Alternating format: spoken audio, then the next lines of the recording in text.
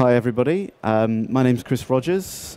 I'm a senior colorist. I work at a company called Splice in East London. I'd like to start just by showing my show reel actually, not just to publicise myself, but I think it kind of sets up a lot of what I want to talk about. So here we go.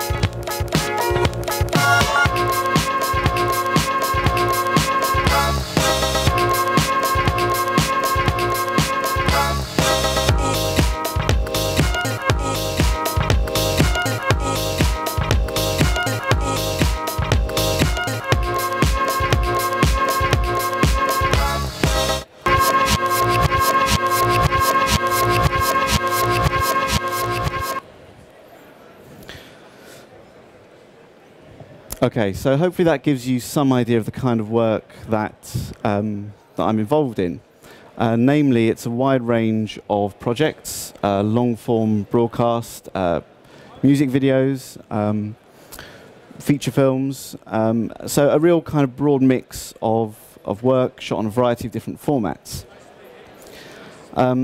Yeah, Splice is a relatively small post-production company, and we employ about 25 people.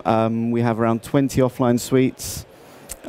We have 3 online suites, 2 audio, and now 2 basslight grading suites. So the title of this is Putting Post into Production. The truth is that the overlap between post and production has been happening for some time. As technology has kind of improved, computers have got faster, software has become cheaper, a lot of production companies have naturally decided to buy their own edit suites. So what we've ended up with is a lot of production companies with a wing that is like a post-production company. There's also been a move for post-production companies to form relationships with production companies, and in fact set up their own production wings.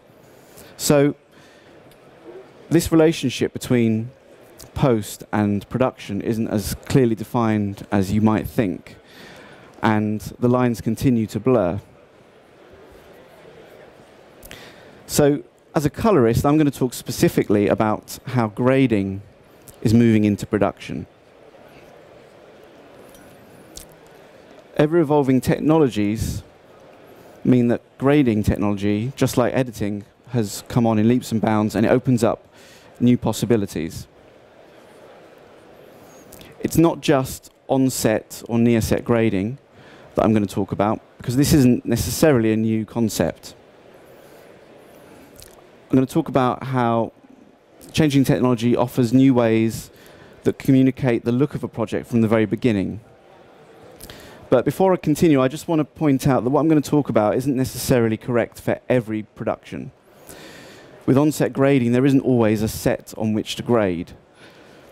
So just consider it an exploration of what's possible, and I'd invite you to think of some questions, and we can perhaps discuss it at the end of the presentation.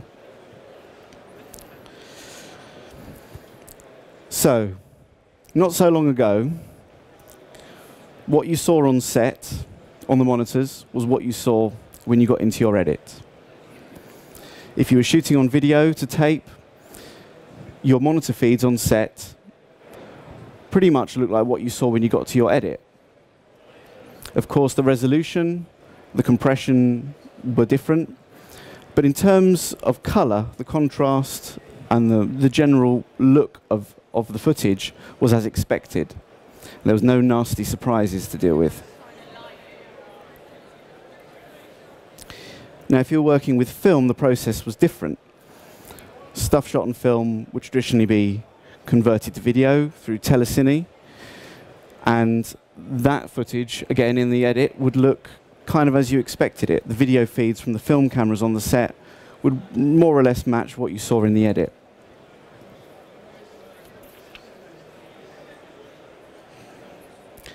So, although the film workflow may seem more complex than perhaps the video one that we were used to with tape, nonetheless, it was an established way of working that everybody understood, and it had been done like that for decades. But these worlds of film and video are merging. There's an ever-growing range of tapeless digital film cameras, and they're being used for both feature films and television productions. But these cameras do present some hurdles and some problems that I'm going to talk about now. For example, on more than one occasion, I've had a director or a producer come to me at the point of the grade and tell me that something awful has happened, that what they were looking at on the set isn't what they got in the offline. Everybody was monitoring closely what was coming out of the camera on the set, yet they get into the edit, suddenly things look horrible and washed out. Now, I have to reassure them that there's absolutely nothing wrong. That actually this is, from my point of view, the ideal scenario. And I have to explain on more than one occasion the nature of recording log images. And that's what a lot of these new digital film cameras do. So just to clarify that a bit more, what we have on the left is a log version of the linearized image on the right. It's the same picture. The data is just represented in different ways. Now, as I say, from my point of view as a colorist, the image on the left provides a much better starting point. Shadow detail and highlight detail are preserved. There's a high dynamic range of information being preserved in that image. The problem is that you don't want to be looking at that image on the left for very long, certainly in an edit suite for months on end.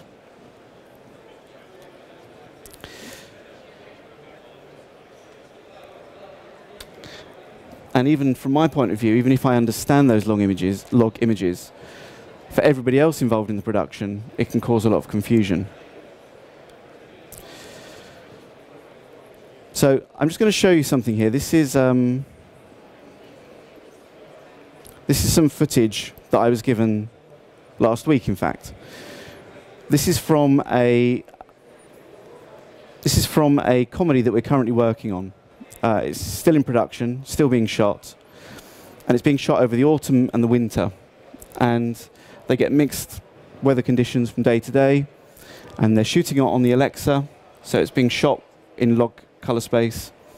When they edit pieces together, as they would ideally edit them, they end up being unsure as to how it's going to work in the grade. They don't know whether the different lighting conditions are going to match.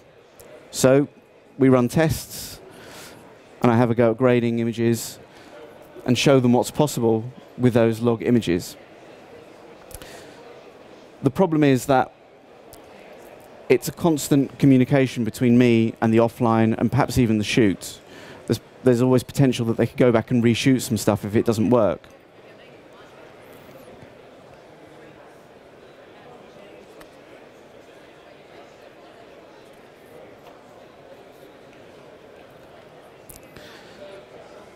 So part of the appeal of the Arri Alexa and the Red One camera, which is the other camera on that slide, is the way that it does record in log color space, as I say.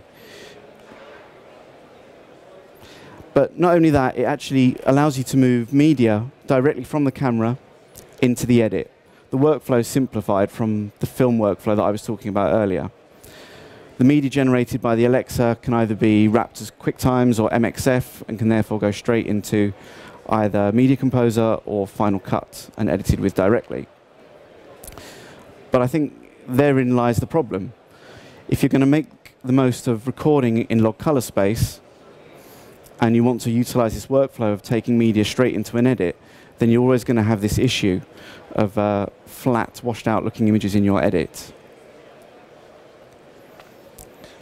So when you shoot log, the intended look of an image is temporarily lost. I say temporarily, but as I pointed out, an edit can last for many months, during which time people will view the material at various stages. A lot of these people might not understand why this material looks the way it does. Even if a director has confidence in shooting log and what's possible in a grade, execs and commissioners may not, and they might start to lose interest in the project. Generally speaking, it's only at the point of the final grade that the images are brought back to life and the final look of a film is explored. But this needn't be the case anymore. There's technology in place that allows grading decisions to move onto the set.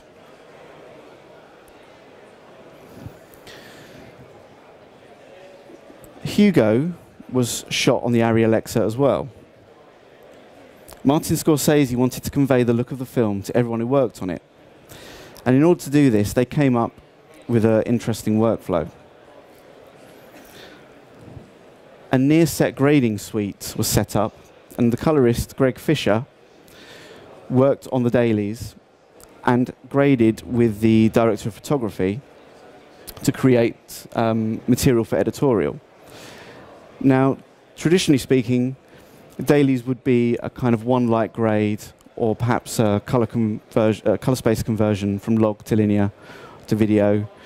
But in this case, it was felt that the look of the film was so important and almost a character. So Martin Scorsese wanted the images to be available to everybody at every stage of the process. He wanted people to understand the vision of the film. So the dailies were graded very heavily in a full base-light grading suite, as close to the DOP's vision as possible at the time.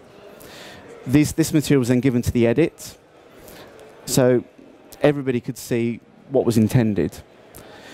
When the edit was finished, a base-light suite was set up in New York, an identical one, and the grades could be reapplied onto the raw camera footage. So what this meant was all of the grades were fully editable. Everybody had understood the film throughout the process. The grades could be tweaked, adjusted, they could be removed completely, started again from scratch. But the communication of the look had started right from the very beginning.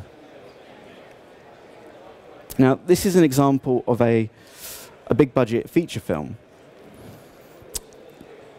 However, a few years ago, I worked on Jamie's 30-minute meals, and that was shot on the Red 1 camera. And very recently, I worked on Jamie's 15-minute meals, which was shot on the Alexa. So these are film cameras, essentially. They're cameras that are used for big-budget Hollywood features. Yet Jamie's 15-minute meals and 30-minute meals are, technically speaking, daytime television shows. They're 40-part series of each, and there was a very tight turnaround for both of them. So they were shot in log color space, and you can see an example there of the untreated footage and the final grade on the right. So as a post-production company, we had to adapt to the demands that these new cameras brought with them. Part of that was an early dialogue between me as the colorist and the director, so that we could explore what was possible in the grade, what we wanted to achieve, and it was reassuring, if anything else, that these flat, washed-out looking images would look nice.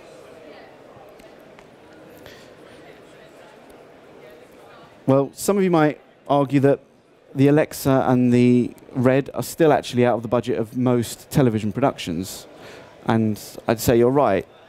However, there's an increasing number of cameras aimed at the lower end of the market that also record log color space. So we have things like the Sony F3, now the Sony F5 and F55, the Canon C300, and there's even profiles that have been created by Technicolor for the Canon DSLR range. So I expect log color space images to appear more and more throughout television production.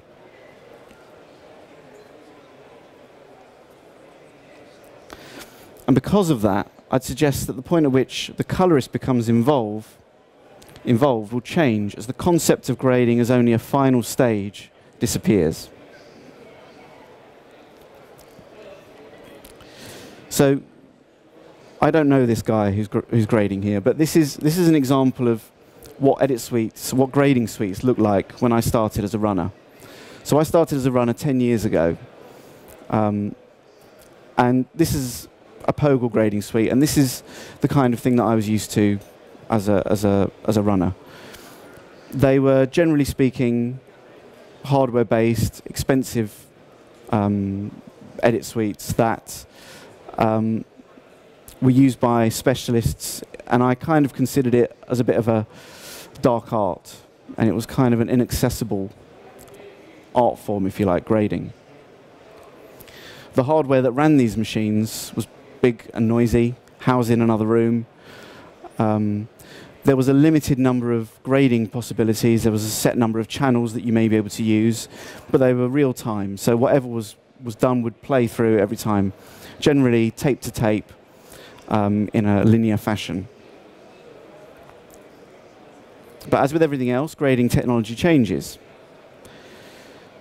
The first range of software-based non-linear color correctors started to emerge on the market, and they opened up new possibilities in grading. Looks could become more extreme, more layers could be added. Nonetheless, they weren't necessarily any smaller than what was seen in the old linear suite. The computers that were needed to run these machines were still huge, and they had to be housed in a separate machine room. Initially as well, these software-based color correctors wouldn't always guarantee real-time performance. But as time moved on and GPUs were harnessed for rendering, the software-based color correctors became the preferred method. They did get smaller and cheaper. And then Apple released Color. This was effectively a free piece of software that came bundled with Final Cut. So just as post-production companies had become worried when production companies started to build their own edit suites, colorists started to worry that their grading tools would be accessible to everybody. And they started to worry for their own future.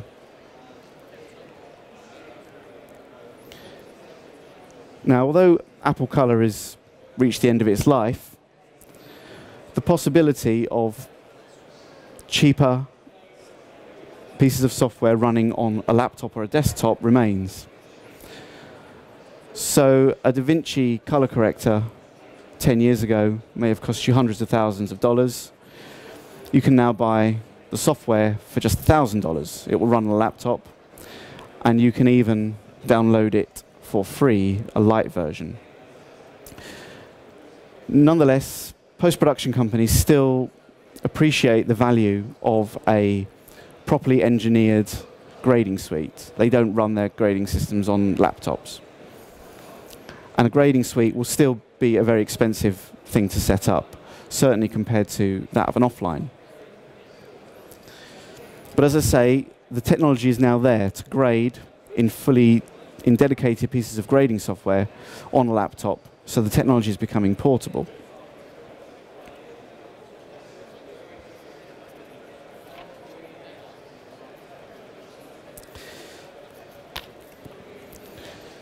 So The next logical steps are already being taken. This is the film light image processor, or the FLIP. And it's small enough to go on set. In fact, it was designed to do so. It allows complex grades to either be created in the box or to be created on a base light and loaded onto it.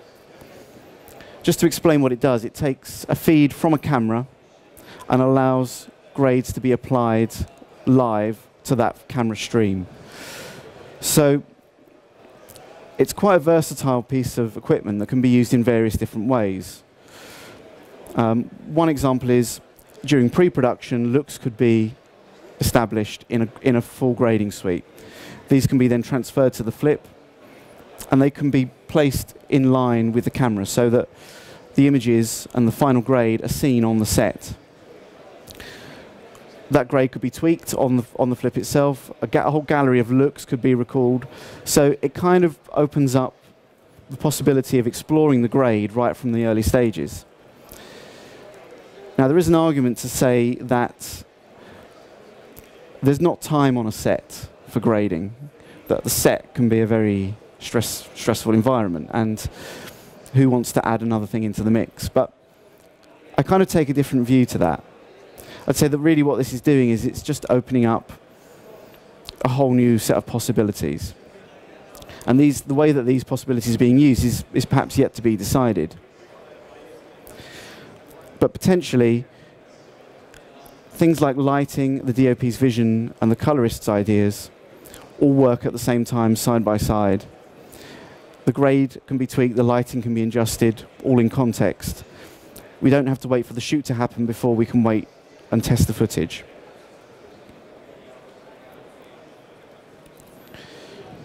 There are other things happening as well. This is Baselight Editions. Now, this is effectively a full Baselight set of tools that can be run as a plugin in either Media Composer or FCP, and there are other plugins for VFX platforms on the way. So these grades happen on the GPU in the software, and effectively, therefore, they're real time. The grades can be applied to the footage that's come out of the FLIP, or they can be applied from the footage that's come from a full Baselight. So the grading metadata can be exchanged between systems.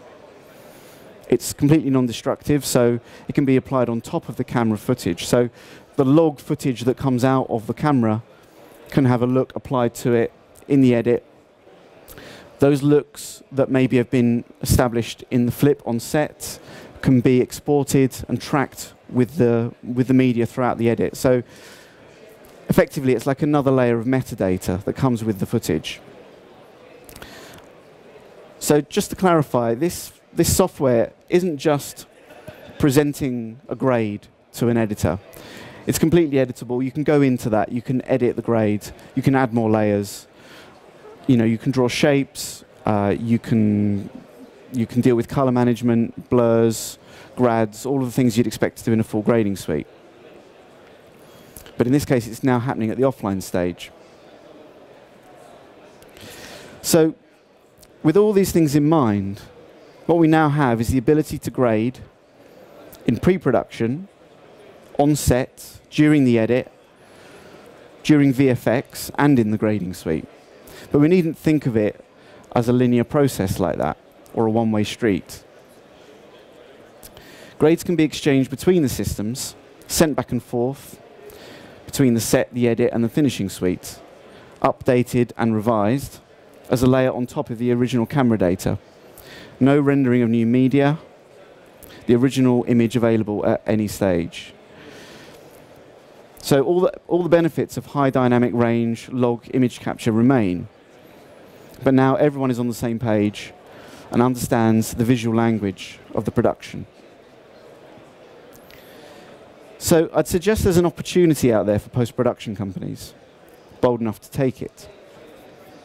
They can now get involved from the very early stages and take responsibility for technical aspects on set, such as data management and color management. But then some post-production companies do this already, so it's nothing new. The real opportunity lies in the creative element. getting a colorist involved from the very start, creating looks and providing the tools that enable the grade to be a visual, flexible dialogue available and accessible to all involved at all stages. So that's the end of the presentation. I'm going to run some other images of the way other grades may work on other footage, just to kind of demonstrate the point a bit further. But I'd like to see if anyone has any questions. Yes? What sort of software would you recommend for sort of starting off with Final Cut? Okay, I'll repeat the question. So the question was, what kind of software would I recommend for somebody who wants to start grading, who's used to Final Cut? Okay, well, there's lots of choices out there. The one way of looking at it would be to say that there's no reason why you can't be grading in Final Cut. And actually, I'd probably recommend that as a first stage. As somebody who is interested in grading, who knows their way around Final Cut, the basic tools for color correction are there. And really, that's the foundation of anything a colorist does, is those simple tools that are there in FCP. So lift, gamma, gain, and hue offsets.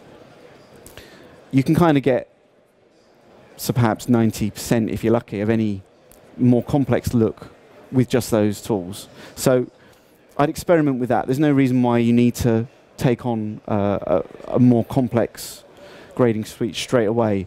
But nonetheless, there are lots of other options, and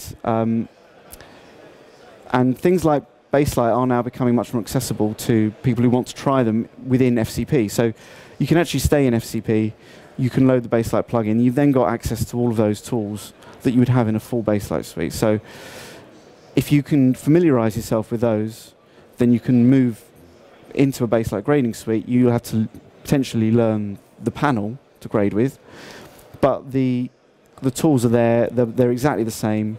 You could even transfer looks that you've done in FCP and send them back and forth. So this route into becoming a colorist is potentially becoming easier. The software is democratizing this kind of mysterious art of color grading. And yeah, you needn't just have the limited tools that are in something like FCP anymore. Yeah?